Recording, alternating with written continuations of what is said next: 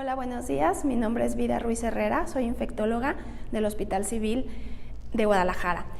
Vamos a iniciar con este curso informativo acerca de COVID-19, esta enfermedad causada por el virus SARS coronavirus 2, hablando de epidemiología y aspectos técnicos virológicos. Sabemos que esta familia de coronavirus pertenece al orden de los Nidoviridae y tenemos 4 géneros: alfa, beta, gamma y delta. Generalmente a los humanos solamente tenemos afectación por los subtipos virales alfa y beta. Estos virus los conocemos desde hace tiempo, desde hace varios años. Las principales o las primeras publicaciones fueron en los años 30, posteriormente en los años 60, a través de virólogos en el Reino Unido. Estas especies, estos virus, se saben que afectan principalmente, varias especies, tanto aves como mamíferos, y tienen la capacidad de transmitirse interespecies. Es por eso la importancia de ellos.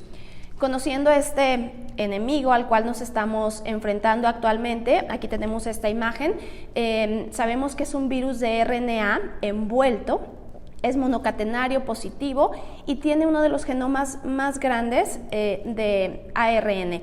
¿Esto a qué conlleva? A que tiene una alta capacidad mutagénica y las replicaciones son mayores.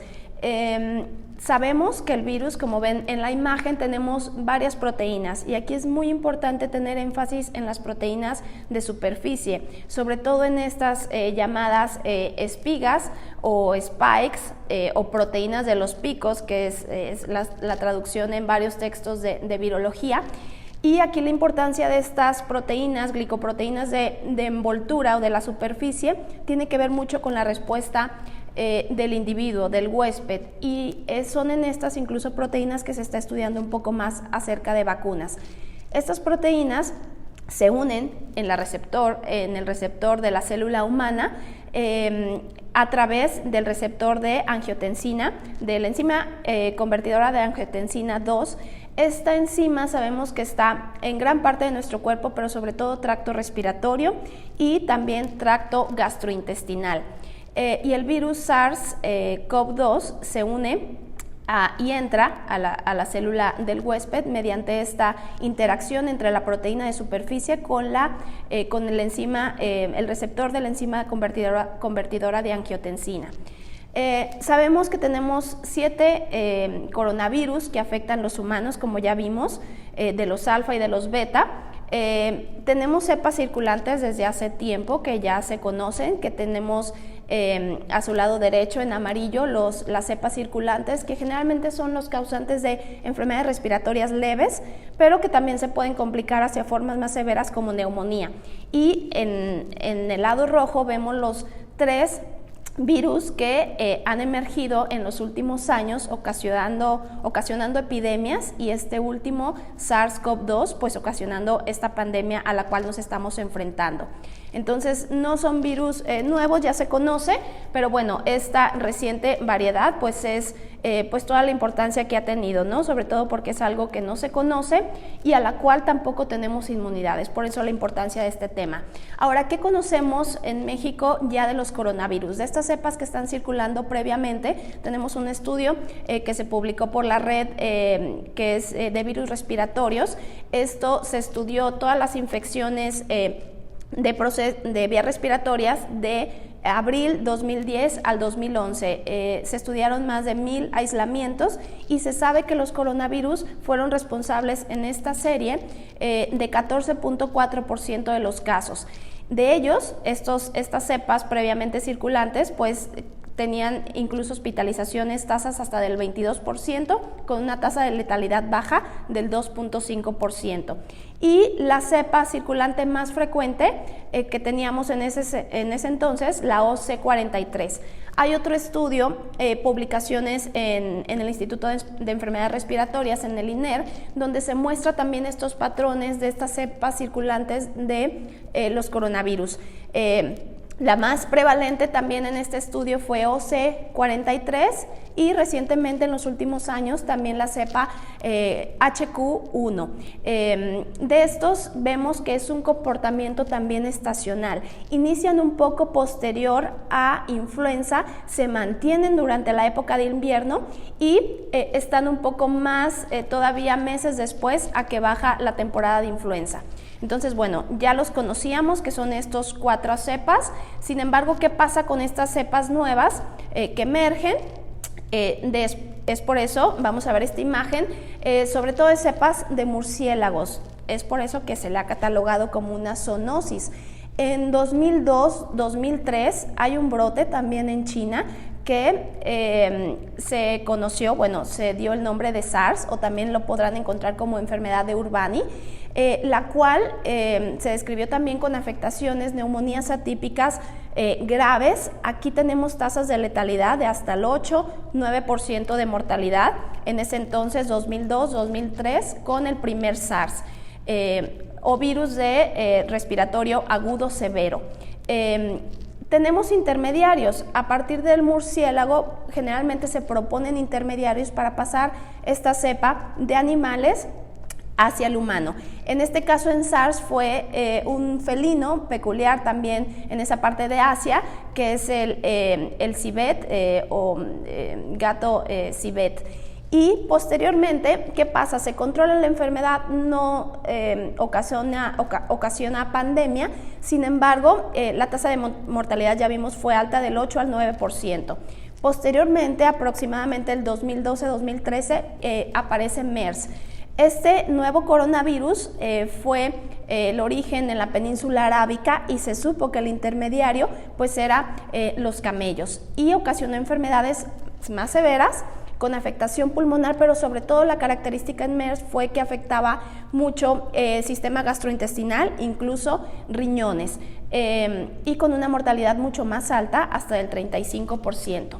Ahora, ¿qué pasa a finales de diciembre del 2019? Aquí les tengo una línea del tiempo. Tenemos detectado el 8 de diciembre el primer caso de neumonía, que lo comentan que es una etiología desconocida. Todo esto en la ciudad de Wuhan, que ha sido la más afectada, en la provincia de Hubei, en China. Se empiezan a hacer investigaciones de este nuevo virus, y ya para el 31 de diciembre la OMS, lo declaran los CDC chinos, pasan la información a la OMS como 27 casos. Inicia todo, aparentemente los estudios comentaban que en un mercado de especies, de animales, en esta ciudad de Wuhan. Sin embargo, ya reportes actuales mencionan que probablemente el primer reporte venga desde noviembre y simplemente ese individuo llegó al mercado y hizo una diseminación, pero bueno, eso todavía está por definirse. Posteriormente, en enero, el 7 de enero, ya se le da el nombre exactamente, se hace todo el estudio genético y se ve que el linaje es muy parecido al SARS-1 que apareció en 2002-2003, y se le denomina nCoV 2019 como Novel Coronavirus. ¿Y qué se sabe ahora ya en cuanto a los intermediarios propuestos? Es este mamífero también muy peculiar del sureste de China que se llama pangolín y que es muy codiciada, sobre todo las escamas, en la medicina tradicional china. Entonces es el intermediario que está postulado mayormente. Eso en cuanto al origen. ¿Cómo se transmite el virus SARS-CoV-2? La vía principal de transmisión es a través de contacto y de vías respiratorias, es decir, contacto y gotas. La infección se disemina a través de gotas, al hablar, al toser, estornudar, caen en superficies. Posteriormente yo puedo tocar esas superficies, me las llevo a las zonas húmedas de la cara y puede haber entrada del virus. A través de las heces, ¿qué se sabe? Hubo una alerta cuando fue todo esto, el número de casos tan grande en un crucero, donde quizá no había el adecuado manejo de excretas y quedaba la duda si había la posibilidad de transmisión vía fecal oral. Sin embargo, sí ha habido detecciones de PCR en heces. Sin embargo, bueno, esto todavía no se define al 100%. Y la transmisión perinatal, tampoco no se ha observado la transmisión hasta el día de hoy. fue detectado en un bebé, pero generalmente se hicieron estudios de pruebas en cordón umbilical, hisopado, líquido amniótico, y no hubo evidencia de la enfermedad. Al parecer fue ya el contacto posterior al nacimiento. Obviamente la diseminación viral es mucho mayor cuando empiezan los síntomas y los signos clínicos. Se ha documentado también ya la transmisión de personas que estén asintomáticas. Esto vamos a ver a continuación, varía obviamente dependiendo del tiempo de incubación. El promedio de incubación que está definido en promedio son 5 días, pero va de un rango de 2 hasta 14 días. ¿Qué es el R0? Bueno, el R0 se le llama, es el número reproductivo básico, y en infectología se sabe que es el caso principal y el número de infecciones o personas a las que yo puedo transmitir la enfermedad.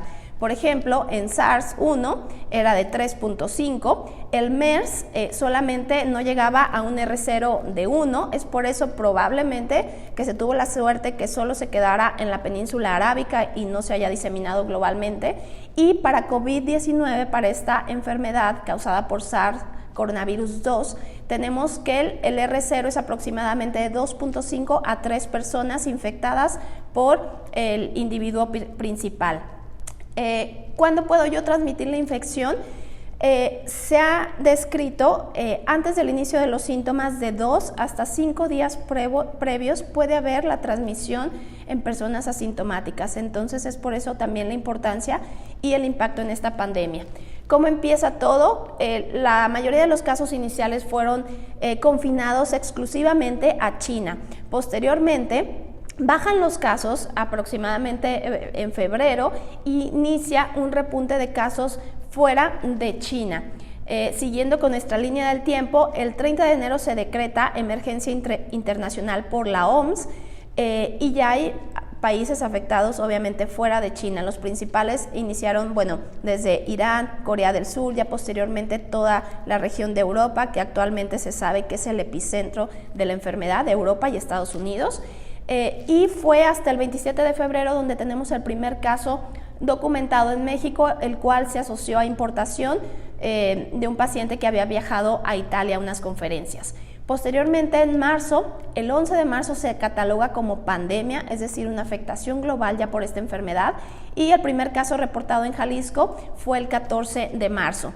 Obviamente esto es dinámico, va cambiando, les tengo una numeralia hasta el día de hoy, que estamos dando este curso, que es el 25 de marzo, con más de 438,000 casos, con más de 19,000 muertes, con una afectación de más de 172 países. Claro, sigue siendo el mayor número de casos en China, pero también tenemos otros casos: segundo lugar Italia, tercero Estados Unidos, España, Alemania. Estas son fuentes de la fuente de Johns Hopkins, pero bueno, también está la fuente de la OMS, que van muy a la par.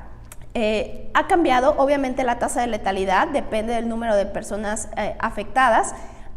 En los primeros informes iba de 2 a 3 en promedio, y actualmente tenemos las tasas de letalidad más altas reportadas durante esta pandemia que estamos conociendo, de 4.4. Ahora, ¿qué tenemos en México? Hasta la actualización, que es hasta el 24 de marzo, tenemos 405 casos con 5 muertes, y en Jalisco 46 casos solamente con una defunción. Eso sería en cuanto a los aspectos epidemiológicos. Pasaremos a la parte clínica.